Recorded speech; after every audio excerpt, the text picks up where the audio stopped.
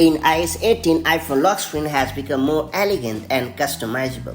For a change, you can get rid of the unwanted buttons and add the ones that are essential to you. What's more, you can even add your favorite apps to the lock screen for a quick access and launching experience. That said, let me show you how it's done the right way. To get started, you have to bring up the lock screen on your iPhone by pressing the side button. After that, you have to authenticate using Face ID or Touch ID. And then you have to long press on the screen and hit the Customize button. And then you have to select the lock screen option to proceed. Next up, tap on the minus button at the top of the button that you don't want anymore.